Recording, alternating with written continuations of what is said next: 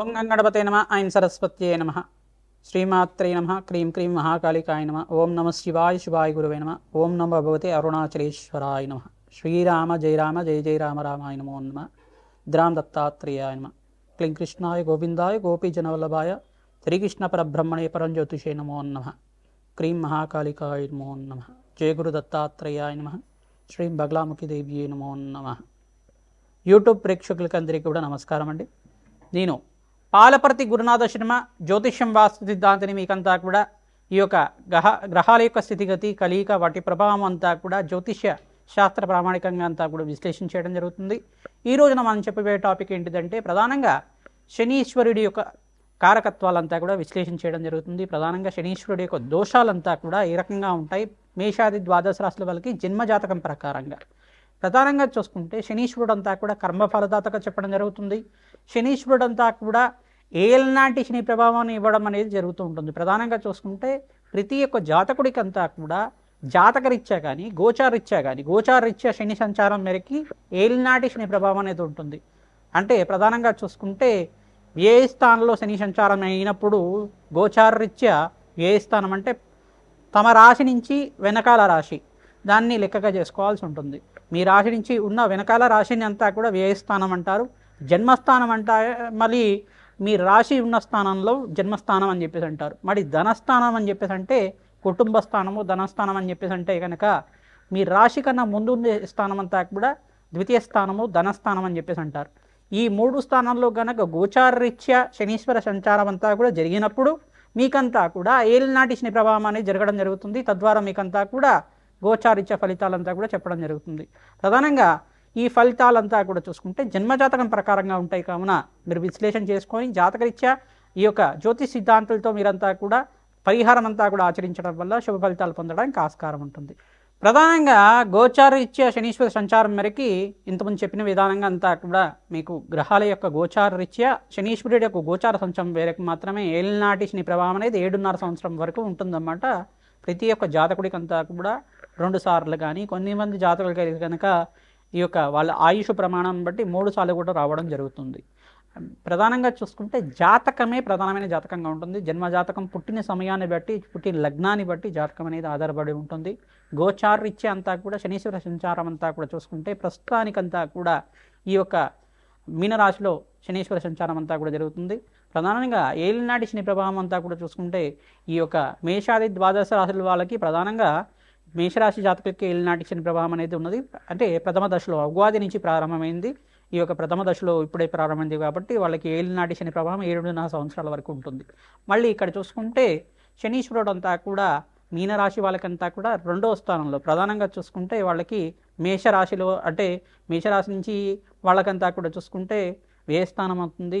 శనీశ్వరుడు అంతా కూడా మీనరాశి.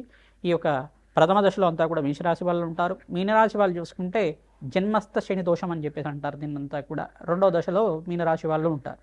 తద్వారా మీకంతా కూడా చూసుకుంటే ఏలినాటి శని ప్రభావం అంతా కూడా కొంచెం ప్రబలంగా ఉండడానికి ఆస్కారం ఉంటుంది.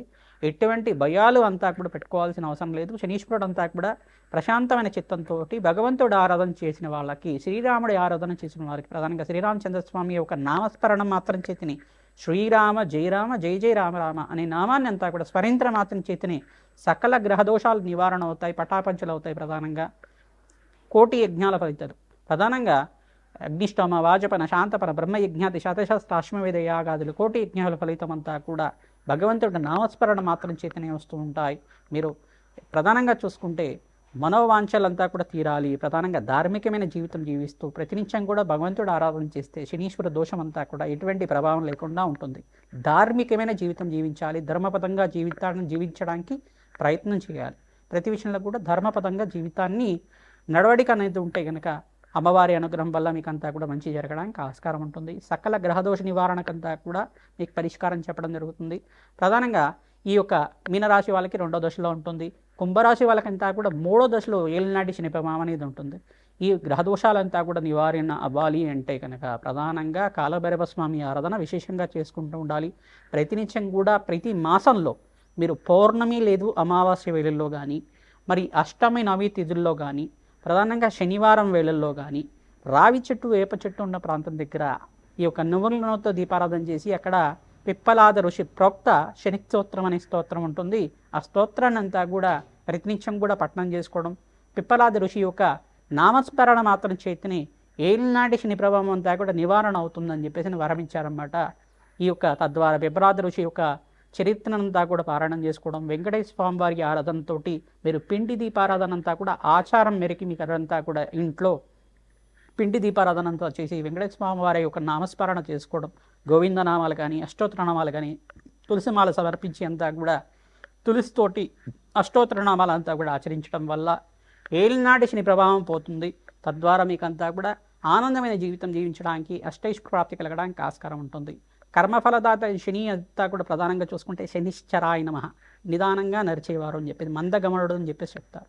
ఛాయా మార్తాండ సంబోధుడిగా చెప్పడం జరుగుతుంది. న్యాయ నిర్ణేతగా, న్యాయ ఫలదాతగా, కర్మ ఫలితాన్ని అనుభవించే విధంగా చేయడం జరుగుతుంది. శనీశ్వరుడు అంతా కూడా ప్రధానంగా చూసుకుంటే ధర్మపదంగా జీవితం జీవించే వాళ్ళకి ఎటువంటి దోషాలంతా కూడా లేకుండా చేస్తారు.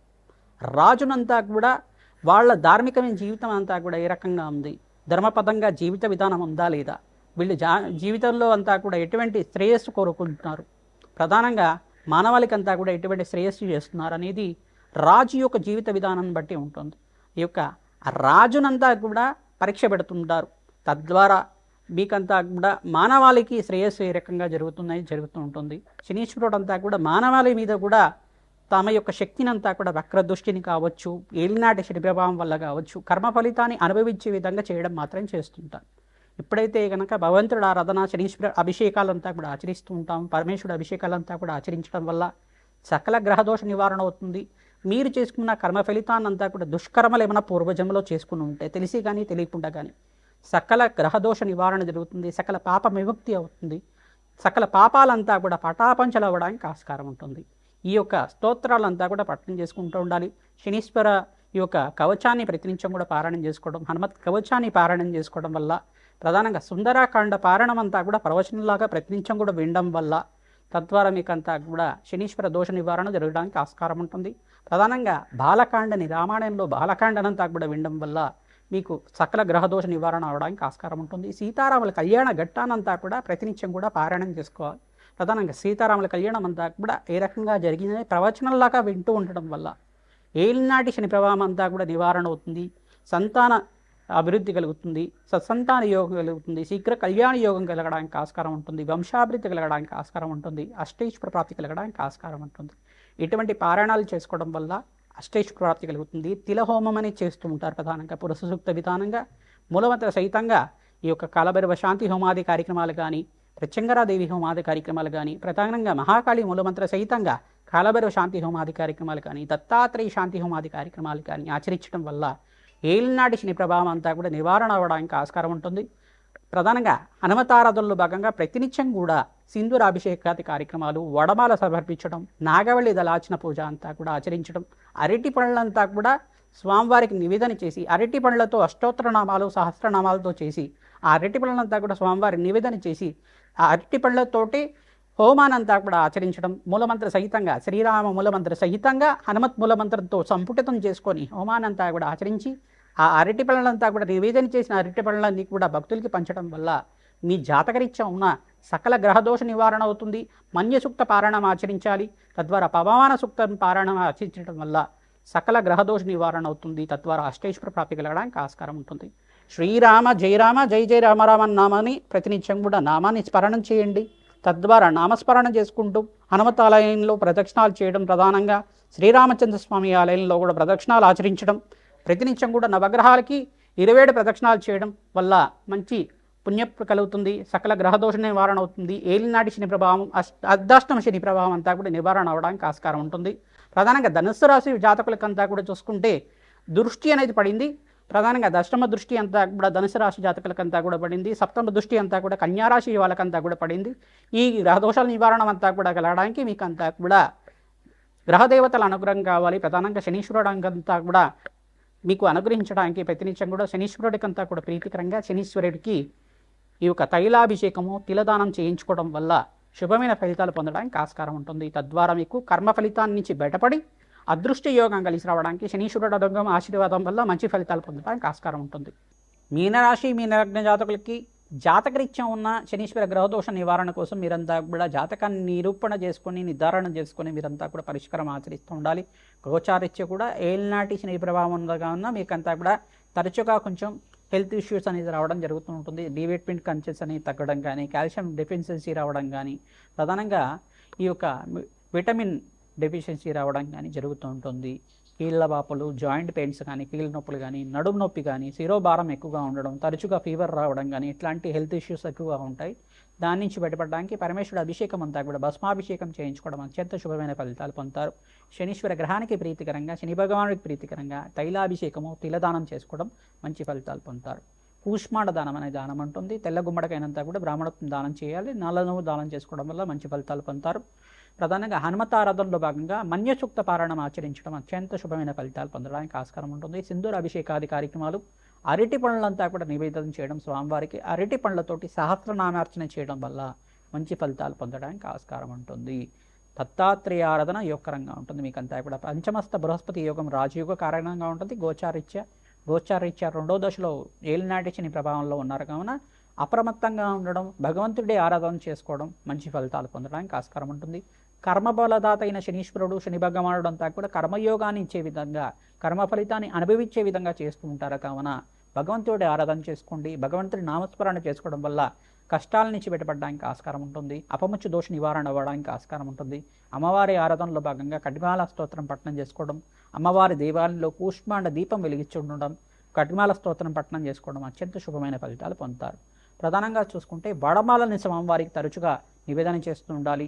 ప్రధానంగా పానకాన్ని నివేదన చేయడం వల్ల కూడా జాతకరీత్యా ఉన్న, గోచారీత్యా ఉన్న ఏలినాటి శని ప్రభావం అంతా కూడా బయటపడడానికి ఆస్కారం ఉంటుంది. ప్రభావం లేకుండా మనశ్శాంతిగా ఉండడానికి ఆస్కారం ఉంటుంది. ప్రతినిత్యం కూడా బీదవాళ్ళకి అన్నదానం చేయడం, పెద్దవాళ్ళకి ప్రధానంగా చూసుకుంటే ఓల్డేజ్ హోమ్స్లో కానీ, అనాథాశ్రమంలో కానీ, ముసలి వాళ్ళకంతా కూడా మెడిసిన్స్ అంతా కూడా ఇవ్వడం కానీ, మీకు తోచిన సహాయం వస్త్రదానం కానీ, అన్నదానం కానీ, మీకు తోచిన ధనరూపైన సహాయం కానీ చేయడం వల్ల మీకున్న సకల గ్రహదోష నివారణ అవ్వడానికి ఆస్కారం ఉంటుంది.